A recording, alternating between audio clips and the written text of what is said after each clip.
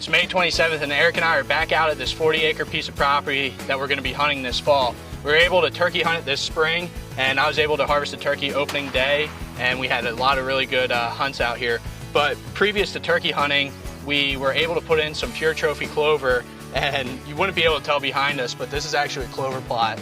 It's about an acre, but unfortunately right now it's gotten overtaken by grass. So to get rid of these grasses today, we're using a grass selective herbicide, clethodim, mix it with a little bit of crop oil, that way it sticks to this grass a little better. We're gonna go over this 1 acre plot, spray it, and probably come back in about 2 weeks once all these grasses are dead, mow it off, and you'll be able to see that there's a lot of clover underneath here. We've already gone through some of the areas and we can see the clover took really well, it's growing really well.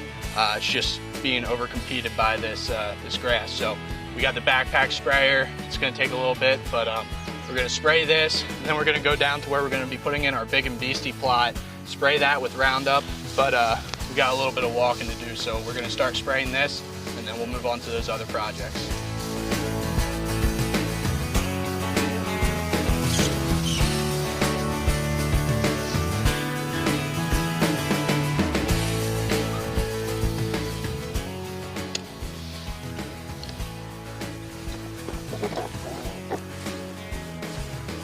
Well, we just got finished spraying this field, and just wanted to take a couple seconds to talk about what we're doing.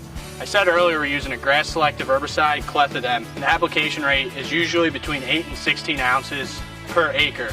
So a lot of people will figure they want to know how much water to mix it with.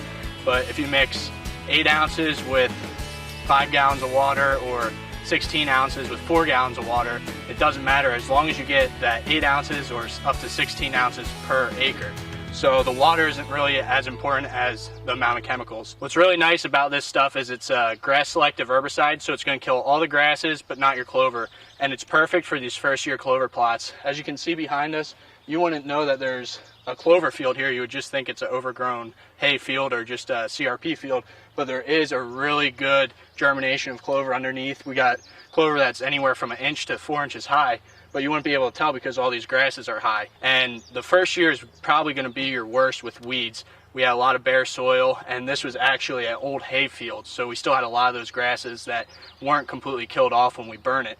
But we're going to come back here in about 2 weeks. Most of this grass should be killed off. Another important thing when you're spraying is you want to look at your forecast. We've wanted to spray this for the past couple weeks, but here in the Midwest we've been having some really rainy weather.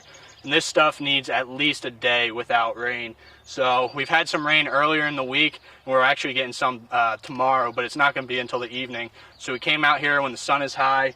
That way when we spray this stuff on, it's going to dry the leaves and give us a good kill. But hopefully we'll be back here in 2 weeks, and all these grasses should be dead. We're going to mow it. That should take care of our broadleaf problem. And if you are having mostly broadleaf weeds in your clover plot, you can usually get away with just mowing it. But like I said, this one's covered in grass, so we use that clethodim.